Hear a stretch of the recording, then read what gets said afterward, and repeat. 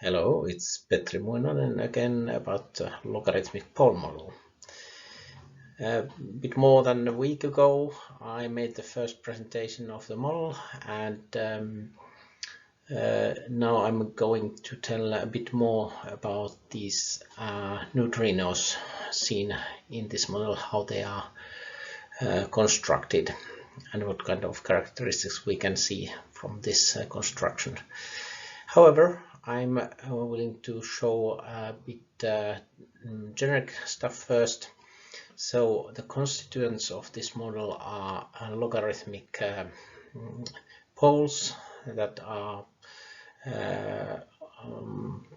found in a 4D system, and they have a logarithmic potential that is radially extending into 4D, and positive pits, they have this kind of potential around them, and negative nits have that. And then from the pairwise interaction, pairwise potential, we can see the attraction and repulsion rules. I will show them in the next slide. However, we must introduce a new quantity, and this is practically almost the only quantity that is put in the model part of the distance. It is the logarithmic potential. In one pole it is called bank, and I have assigned small b here for that, and it has integer values, since one logarithmic pole has this positive b is 1, and the negative pole nit has the b is -1. So this model, what is particular is that I only have one free parameter here. It is number of the pits and nits, and we postulate that they are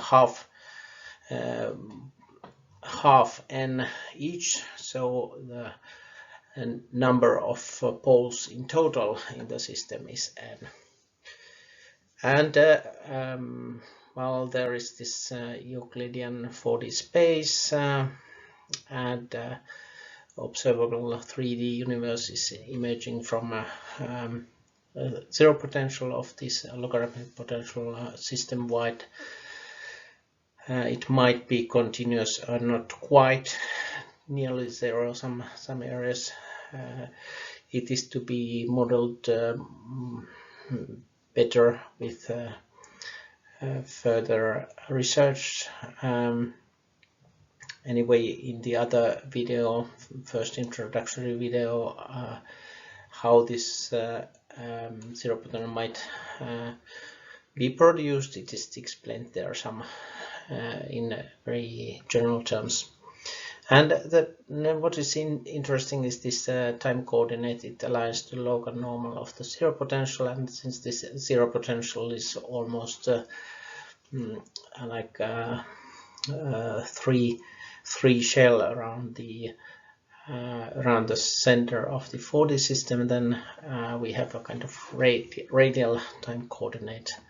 But I'm not taking any positions here whether that is time is independent, or is it just kind of arising from the fourth coordinate there. So, and here are the interaction rules shown graphically. It's more easy to understand this way. So there's this attraction every distance between a pair of pits, and repulsion between a pair of nits, and when there is a pit-nit pair, then at distances smaller than unity we have a repulsion, and distance bigger than unity we have the attraction. And what was shown in the previous slide can be neatly summarized through these graphs. So we have the potential here, and taking the negative derivative, we can get the acceleration from that potential. And since we have here negative values of acceleration, it means that the pairwise potential is attractive. The pits are coming closer and closer to each other, and there is a switch at the zero distance. They change identity and continue the evolution of kinematic movement. And here at the bottom we can see that the positive accelerations are obtained from this negative logarithmic potential. There's a repulsion between these negative poles nits, and they are distancing from each other. And the particular thing about this Pitbit pair is that there is a cusp in the potential, and derivative is missing at that point, and we have then repulsion at distances smaller than 1 between this bit and nit, and at distances bigger than 1 we have an attraction. And here we have a different kind of graphical representation of the Pitbit interaction. There is this attraction shown calculated in Excel sheet, and we can see that there is tendency to go towards the one deep potential well here. And at the bottom we have kind of shown evolution of a 3-bit system, and what is then seen is that they can go through each other kind of, and what is noteworthy is that this is not a 3-body board. And then the same for nit-nit pair. We can see that there's a repulsion. Well, this is rather self-explanatory. It's based on the rules of attraction and repulsion, and these functions I showed earlier. The case of Pitbit pair is more interesting, since there is this orange line in between halfway. So the axis, time-like axis, is going this way, and at right angles to it there are 3 space-like coordinates, and this is just showing one of those. The distance from this axis of dipole. It is something that in the first video we'll show how this is. There is a function of the dipole acceleration on a nit calculated at distance r, and we find how Coulomb forces or Coulomb accelerations are obtained from that.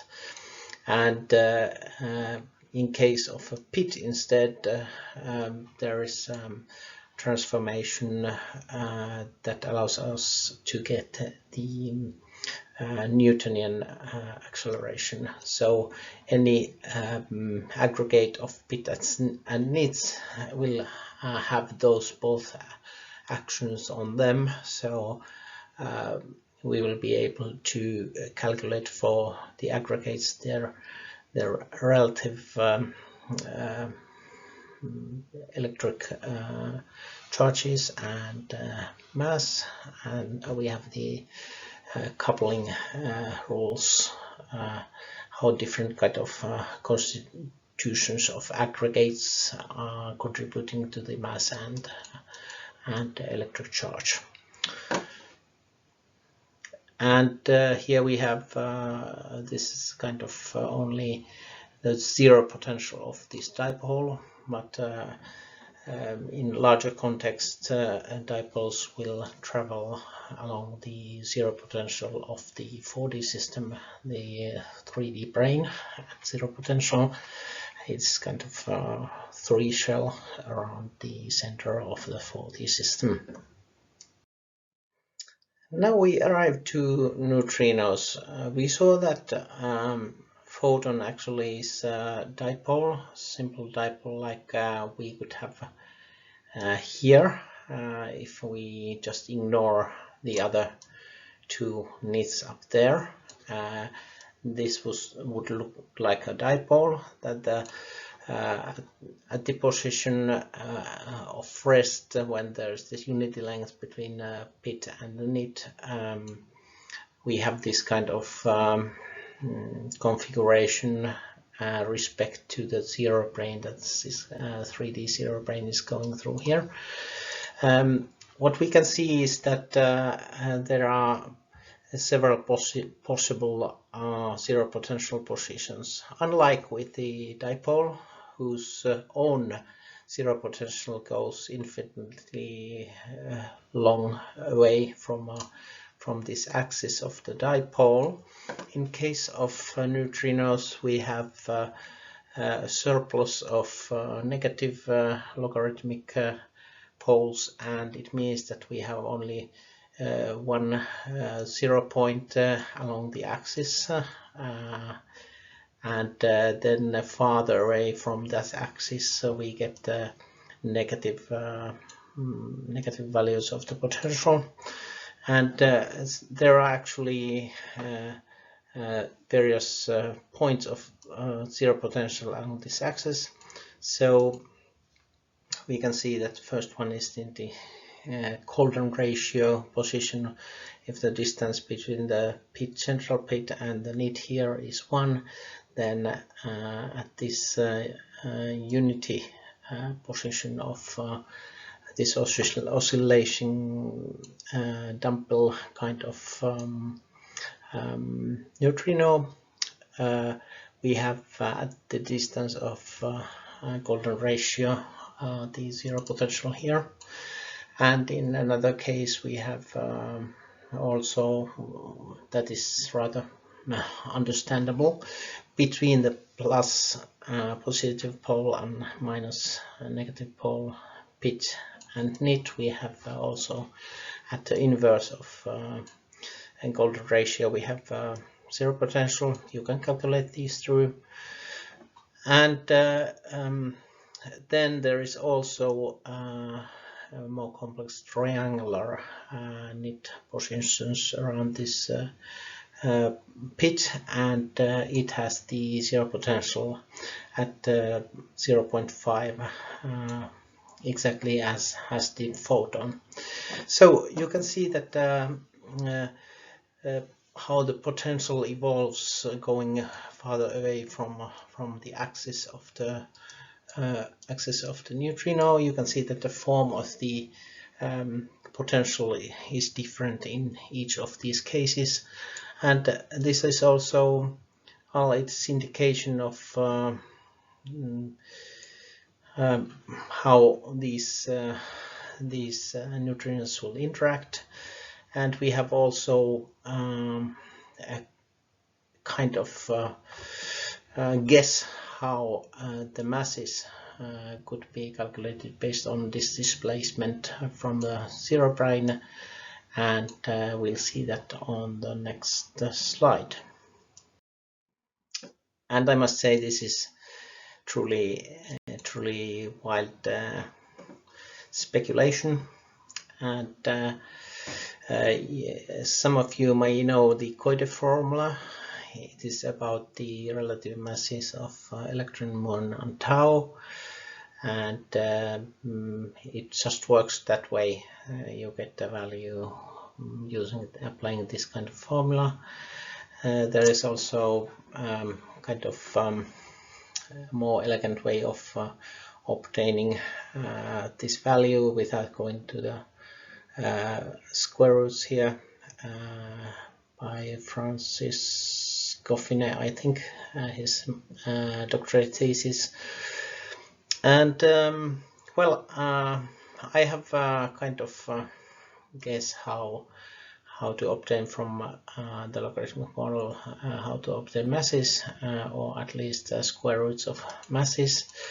So I just used this guess, and I took the displacements shown on the previous page, how much the pit of each neutrino is displaced along the w-axis, and I took the fourth power of each of those values and tried what I obtained from the Koide formula for these neutrinos that are, well, we have electron, muon, and tau, and here we have supposedly electron, muon, and tau neutrino.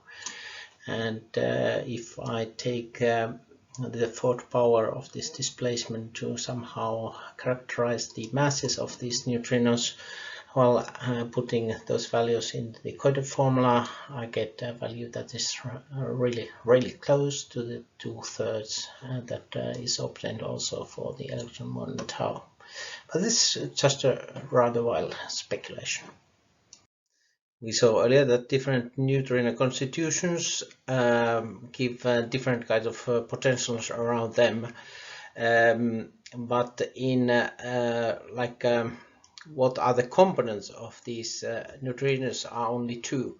So this is this temple one that has two different displacements, like from the zero brane, it's can be one 0 point is at the Koide ratio, and the other at its inverse.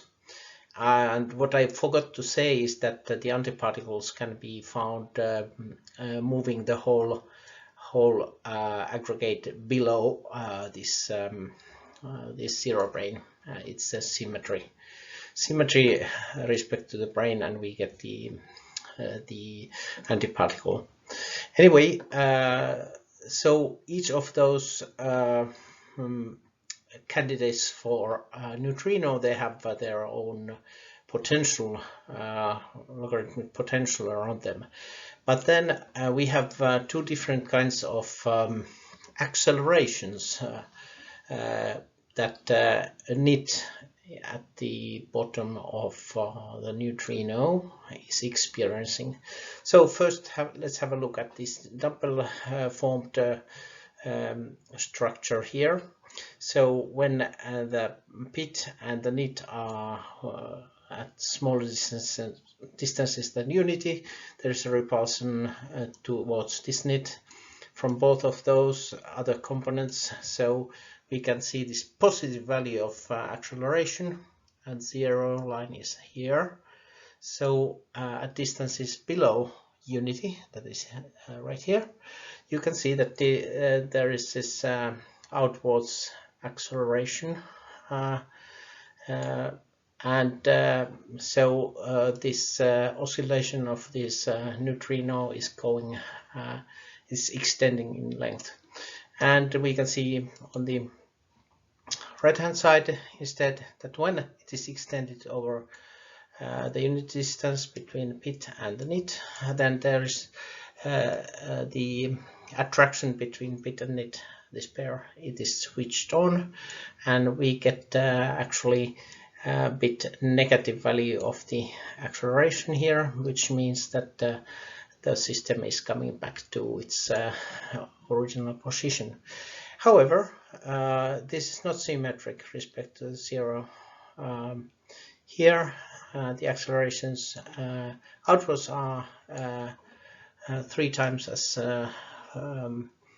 in amplitude that respect to that what is inwards, getting the neutrino back together. So this means that there is it is not symmetric.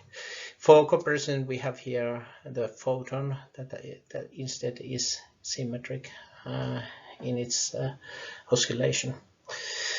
And what's even more interesting is that we have the case of triangular structure of nits around the pit, and we can see here the curve that is even higher above, so it means that there's very forceful outwards acceleration of these nits from the pit.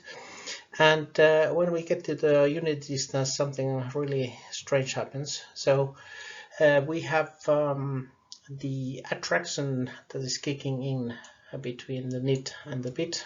Naturally, there are also here these attractions, but for calculating one of the nits, that this is a totally symmetrical system, we are looking to the nit that is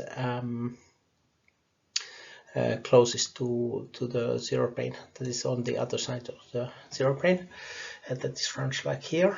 So we can see that actually this attraction from pit is exactly the same as the repulsion components from two nits. So they are just counteracting each other, and we get a zero of acceleration. What does it mean? When the neutrino is here, it's accelerated outwards, and then it is going freely outwards. This triangle here, it's going to get bigger and bigger, and there is no limit to it actually. But since we have environment, and you will see it described a bit later, where we have surplus of nits, it means that probably at some point one or either of these two nits is kicked away from the influence of this pit, and we get back to the structure shown here. So it means that there is oscillation between these two kinds of triangular and linear neutrino, and then it means that we have a kind of explanation for neutrino oscillation in this this model, and actually it doesn't imply in itself, it doesn't imply mass of these neutrinos. It's just implying that we have a mechanism that can explain this in an alternative way. So let's hope someone digs into this. It seems at least a novel approach. And we go back to the nit-pit oscillation here, and well, we have already shown these structures with one pit, and these are structures that may travel at the speed of light. It is explained in the first video, but I will go back to it in the next slide as well. And well, you can see here that well, structures that have one pit and one nit, or one pit and two nits, and one pit and three nits, they are described here. They belong to luminal particles, and these are the only ones that are either stable or have this kind of indifferent equilibrium in the case of the triangle. And we can see that here we calculate the attraction from the pit at the center. It is 1/d, and in the end the repulsion from two nits on the far side here of the pit, seen from that here, there, they contribute by our repulsion that is also 1/d. So these are equal values. So that means it's kind of not very stable, but anyway, it works as well, kind of one species of neutrino. You can see here that then I have actually calculated many other particles as well, and this is a listing that is rather limited in the end. With what is well, we go here up to 3 pits. and that would correspond like 3 bits and 3 nits. Here it's in this model it's electron, and we would have 3 bits and 6 nits. That would be muon. There is a whole listing, but you can go for the mass scale and mass table of particles. You can go to the first presentation. I'll be back with other more specific videos on these characteristics later on. Well, this is one of the most neatest characteristics of this model, and I'm not going here to the explaining how we get a structure like this, where we have 4D center of the system that is mostly consisting of bits, and we have this 3 sphere or rather 3 shell around it that is expanding outwards, and there is excess of nits. What I wish to show here is only how the speed of light is calculated. So we get centrifugal acceleration that is based on velocity. It's v squared over d, where d is the 4 radius of the 3 shell. And we, on the other hand, to contrast the centrifugal acceleration, we have the acceleration from the system that has n constituents and poles, and when we're looking into the positive pole, all these interactions are attractive. So we get n attractive accelerations, each 1 over d, and we take the distance to the center of the system to be characteristic, even if we have actually dispersed poles both closer by and farther away here.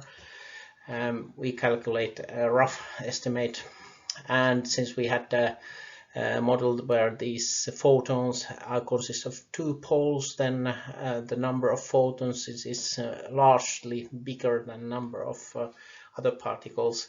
A number of photons can be taken as estimate for the number of poles in the whole 4D system, and calculating from there we get value 3 square root of v squared from here. Calculate the square root of the number of poles in the system, and we get the value for velocity. It doesn't have yet here any kind of units, but if we then suppose that this corresponds to the speed of light, then we just divide the speed of light we know by this number, and we get something that's pretty close to the Planck distance. So our unity distance, we could guess that it is actually the Planck distance.